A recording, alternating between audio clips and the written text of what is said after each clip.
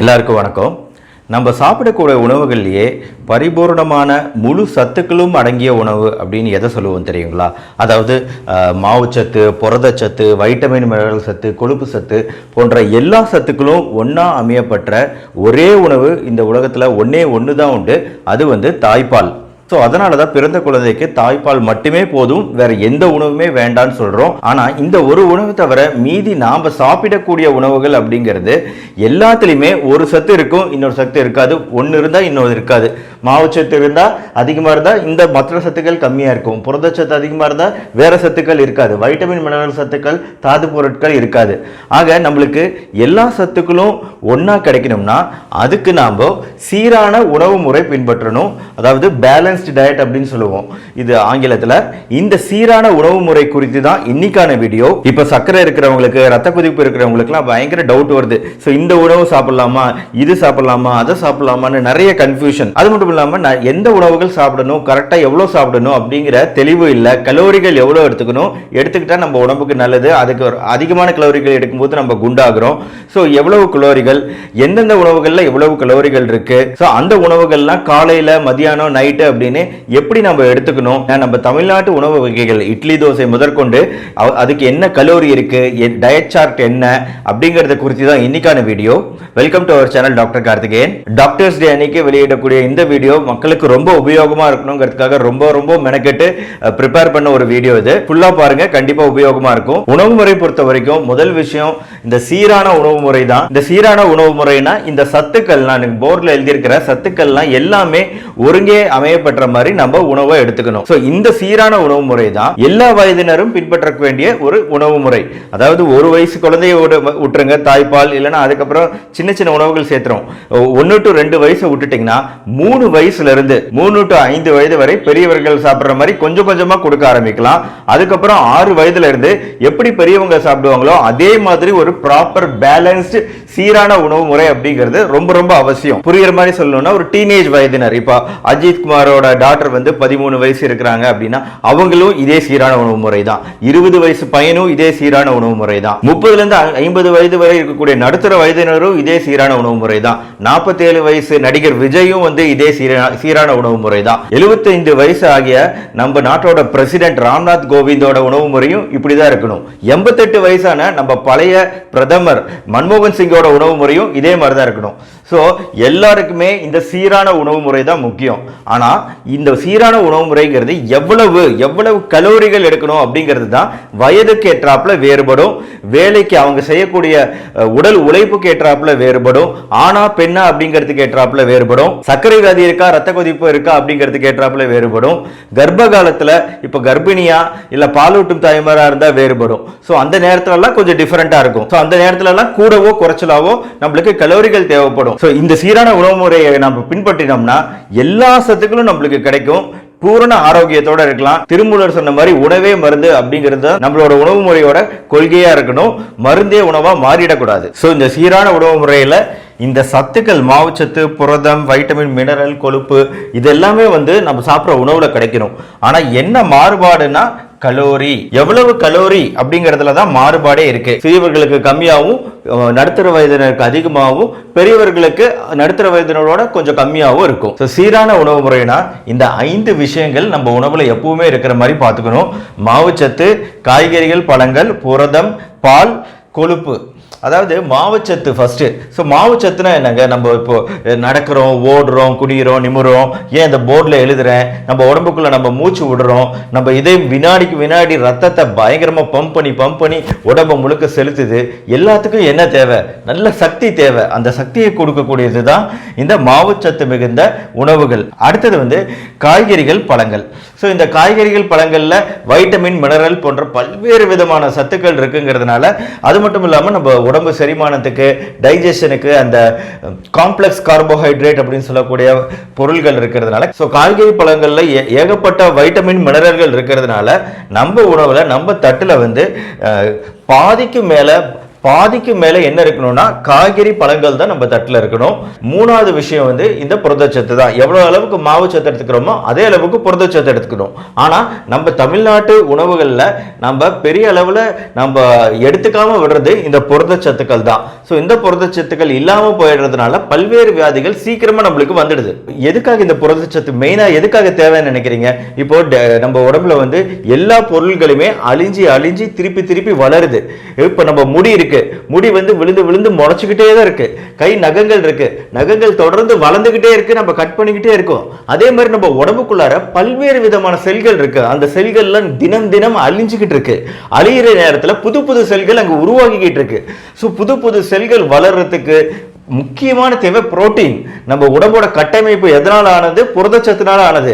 ஆனா இந்த புரதத்தையே நம்ம விட்டுறோம். நம்ம வந்து மாவுச்சத்து ரொம்ப அதிகமா எடுத்துக்கிட்டு இந்த புரதம் அப்படிங்கிற விஷயத்துக்கு முக்கியத்துவமே கொடுக்கறது இல்ல. புரதங்கிறது நான்வெஜ்ல மட்டும் தான் இருக்குன்னு நினைக்காதீங்க. புரதங்கிறது நம்ம பாதாம், பிஸ்தா, உளுந்து வகைகள், பல பருப்பு வகைகள்னு எல்லாத்துலயுமே புரத சத்து இருக்கு, வெஜிடேரியன்லயும் இருக்கு.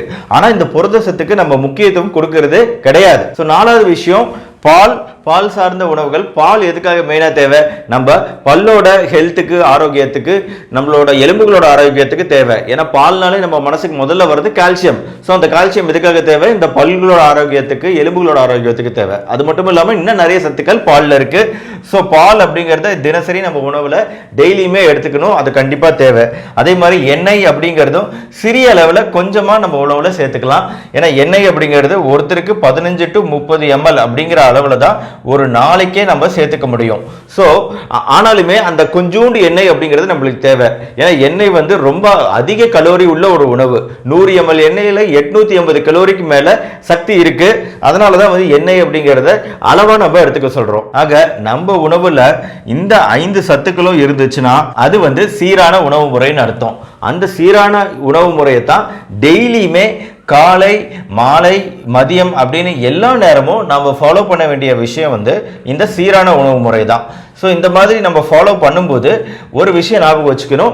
கடைசியாக நம்மளுக்கு வரக்கூடிய அந்த கலோரி, அன்னைக்கு 4 பூரா சாப்பிட்றீங்க, அந்த கலோரி அப்படிங்கிறது உங்கள் தேவைக்கு ஏற்றாப்புல இருக்கணும்.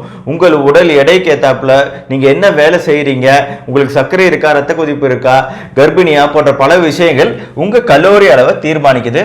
ஸோ அந்த கலோரி அளவுகள் வந்து அந்த குறிப்பிட்ட அளவில் இருக்கிற மாதிரி நம்ம பார்த்துக்கணும். ஸோ இந்த படத்தை பார்த்தீங்கன்னா தெளிவாக புரியும். ஏற்கனவே சொன்ன மாதிரி இந்த மாவுச்சத்து அப்படிங்கிறது வந்து இங்கே பாருங்க, பிளேட்ல ஒரு பங்கு இருக்குது. அடுத்து புரதச்சத்து, மீன் போன்றவை இந்த இன்னொரு பங்கு இருக்குது. ஆனா அரை பங்கு என்ன இருக்குன்னு கேட்டீங்கன்னா காய்கறிகளும் பழங்களும் இருக்குது. ஸோ இந்த 5 விஷயங்களும் எப்பவும் நம்ம உணவுல இருக்கணும். பொதுவா ஒரு நார்மல் ஆணுக்கு 2500 கலோரிகள் ஒரு ஆவரேஜா தேவைப்படும் ஒரு நாளைக்கு. அதே மாதிரி ஒரு பெண்ணுக்கு வந்து 2000 கலோரிகள் ஒரு நாளைக்கு தேவைப்படும்.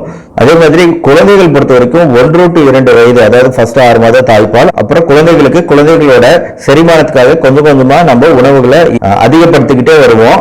அதனால முதல் 2 வருஷத்தை விட்டுருங்க. ஆனா 2 வயசுக்கு மேல பெரியவர்கள் எப்படி இந்த சீரான உணவு முறையை நம்ம ஃபாலோ பண்ணணும்னு நினைக்கிறோமோ அதே மாதிரி இந்த குழந்தைகளுக்குமே ஸ்டார்ட் பண்ண ஆரம்பிச்சிடணும் இந்த சீரான உணவு முறை அப்படிங்கிறத.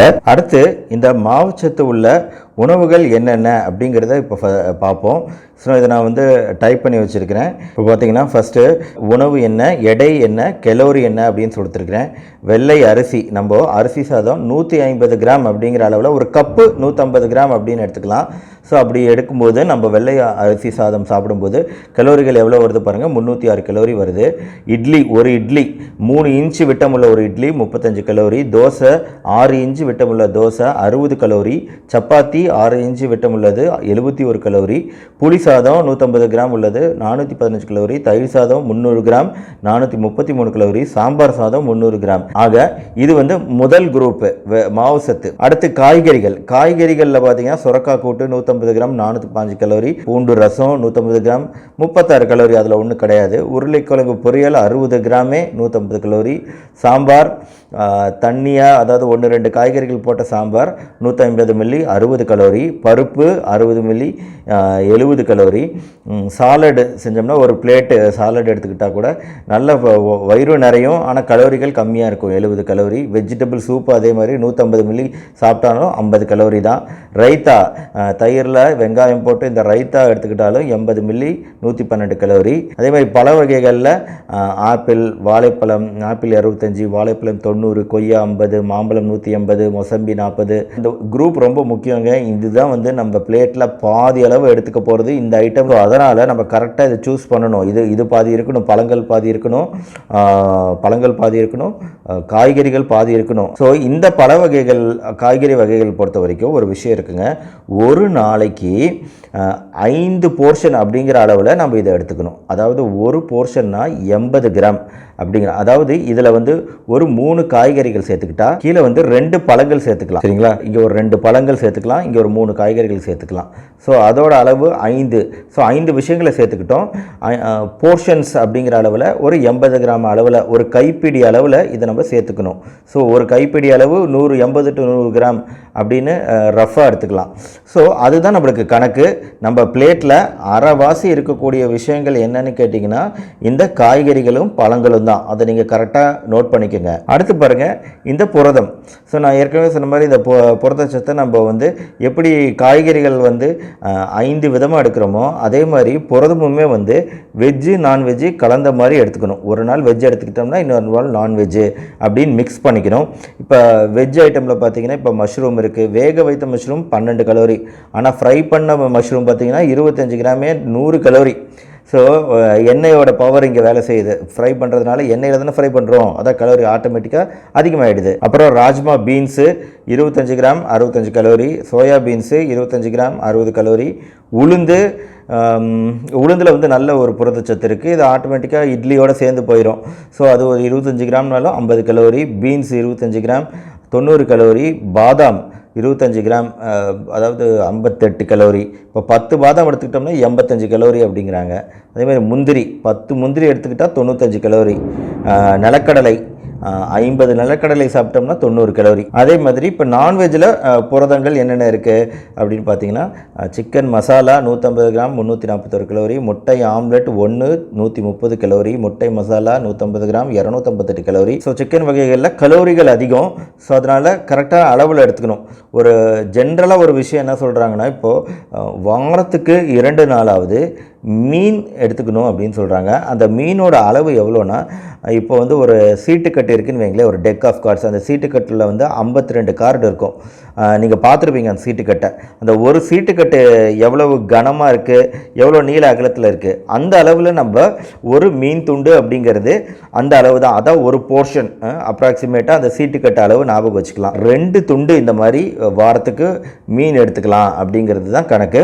அடுத்து பால் வகைகள். பசும்பால்னா 250 மில்லி 300 கலோரி, எருமைப்பால்னா 250 மில்லி 525 கலோரி, மோர் 150 மில்லி 56 கலோரி, தயிர் 150 மில்லி 112 கலோரி. ஸோ இதுவும் நம்ம உணவில் சேர்த்துக்கிறதுங்கிறது ரொம்ப முக்கியம். அடுத்து எண்ணெய் குறித்து நிறைய பேசியிருக்கிறேன் வேற ஒரு வீடியோவில். முக்கியமாக கடலெண்ணெய், நல்லெண்ணெய். கடலெண்ணெய் 884 கலோரிகள் வரும். நல்லெண்ணெய் 100 மில்லிங்கிறது அதுவும் 884 கலோரிகள். ஸோ கலோரி கணக்குலையும் இது ரொம்ப ஜாஸ்தி. அதனால் நம்ம எண்ணெய் அப்படிங்கிறது ரொம்ப அளவாக தான் நம்ம உணவில் சேர்த்தணும். இப்போது நம்ம சவுத் இண்டியன், நம்ம தமிழ்நாட்டு டயட்டில் அப்படின்னு பார்த்தீங்கன்னா இதெல்லாம் மிக்ஸ்டு தான் வரும். எண்ணெய் வந்து நம்ம காய்கறி செய்யும்போது பயன்படுத்துகிறோம், ஃப்ரை பண்ணும்போது பயன்படுத்துகிறோம். ஸோ அப்படின்னு எல்லாமே மிக்ஸ்டாக தான் வரும். ஸோ இது வரைக்கும் நான் சொன்ன விஷயங்களை வச்சு இப்போ நீங்கள் பிளான் பண்ணலாம்.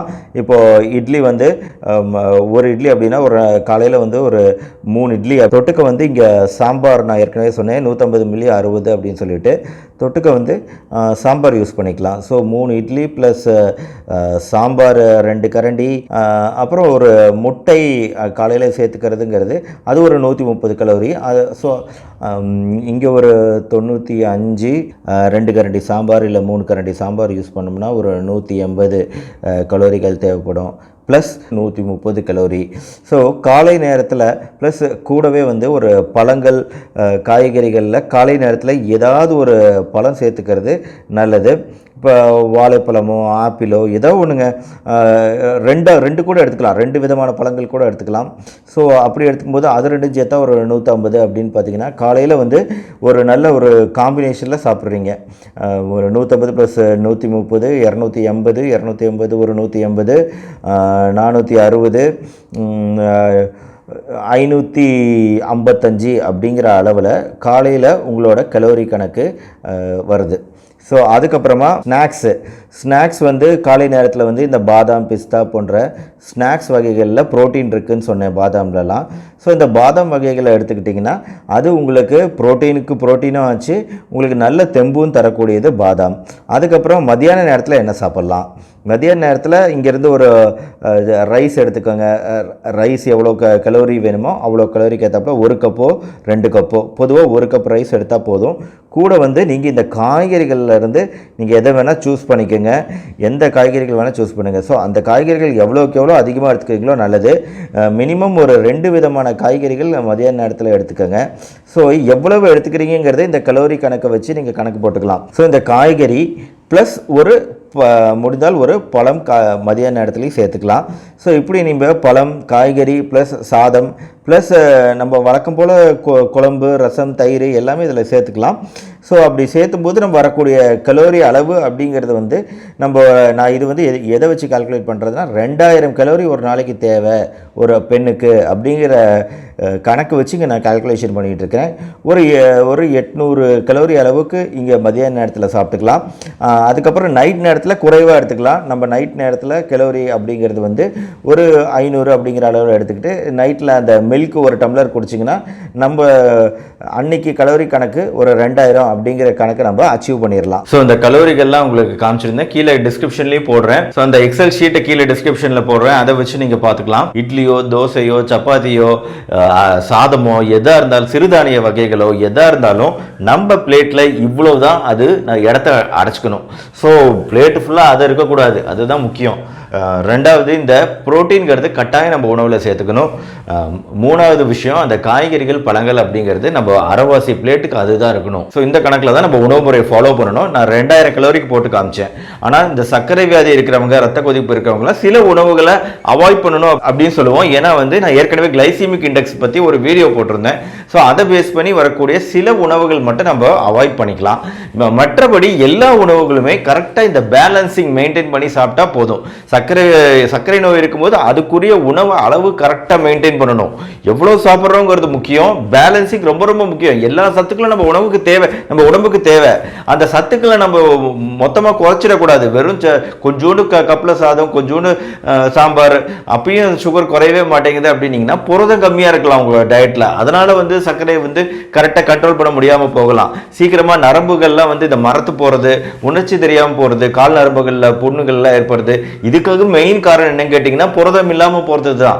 ஸோ புரோட்டீன் சத்துக்கள் அப்படிங்கிறத கரெக்டாக இந்த வியாதி இருக்கிறவங்க மெயின்டைன் பண்ணிக்கணும். அப்போதான் எந்த ஒரு தொற்று நோய்களும் ஏற்படாமல் நம்மளை பாதுகாத்துக்க முடியும். அதே மாதிரி குழந்தைகளுக்கு வந்து கலோரிகள் வந்து கம்மியாக தேவைப்படும். ஸோ அதுக்கேற்றாப்புல கலோரிகள் அவங்க சாப்பிடணும். முக்கியமாக குழந்தைகள் அவாய்ட் பண்ண விஷயங்கள்னு இருக்கு. ஸோ இந்த மாதிரி நான் காட்டும்போது, இந்த கலோரி சார்ட்லாம் காட்டும்போது ஒரு விஷயத்தை நீங்கள் நோட் பண்ணியிருப்பீங்க. இந்த பிஸ்கட்டு, பப்ஸ் வகைகள், எண்ணெய் வகைகள், ஃபாஸ்ட் ஃபுட் வகைகள், ஃப்ரைடு வகைகள், இது எல்லாமே டோட்டலாக அவாய்ட் பண்ணி ஆகணும். ஸோ இது எதுவுமே நம்ம உடம்புக்கு நல்லது கிடையாது. அதனால் நம்ம சீரான உணவு முறையில் அதுக்கு இடமே கிடையாது. என்னைக்காவது ஒரு நாள் ஐஸ்கிரீம் சாப்பிட்லாங்க, என்னைக்காவது ஒரு நாள் சாக்லேட் சாப்பிட்லாம். ஆனால் அது ரெகுலர் உணவாக இருக்கவே கூடாது. மருப்ப தொடர் நோய் மருந்தெனல் ஆகும், மருப்ப துளநோய் மருந்தெனச் சாலும், மருப்ப திணி நோய் வாராதிருக்க மறுப்பது சாலை மருந்தெனலாமே. திருமூலரோட திருமந்திரம் இது. அதாவது ஒரு மருந்துங்கிறது எப்படி இருக்கணும்னா, அந்த மருந்து வந்து நம்ம உடம்பை மட்டும் குணப்படுத்தாம மனசையும் குணப்படுத்தி மறுபடியும் அந்த நோய் வராமல் பாதுகாக்கிறது தான் மருந்து அப்படிங்கிறாரு திருமூலர். ஸோ திருமூலர் சொன்ன கேட்டகரிக்கு ஒத்து போகிற ஒரே மருந்து இந்த உணவுகள் தான். இந்த உணவுகளை கரெக்டான விகிதத்தில் நம்ம எடுத்துக்கிட்டோம்னா கண்டிப்பாக எல்லா சக்திகளும் நம்மளுக்கு கிடைக்குது. நம்ம திருமூலர் சொன்ன மாதிரி மறுபடியும் நம்மளுக்கு நோய் வராமல் நம்மளை பாதுகாத்துக்கிட்டு ஆரோக்கியமாக இருப்போம். வேற எந்த டவுட் இருந்தாலும் கீழே கமெண்ட் செக்ஷனில் போடுங்க. இந்த வீடியோ உங்களுக்கு பிடிச்சிருந்துச்சுன்னா லைக் பண்ணுங்க. நம்ம சேனல் டாக்டர் கார்த்திகேயன் மறக்காம சப்ஸ்கிரைப் பண்ணுங்க. மறுபடியும் இன்னொரு உபயோகமான வீடியோவோட உங்களை மீட் பண்றேன். நன்றி, வணக்கம்.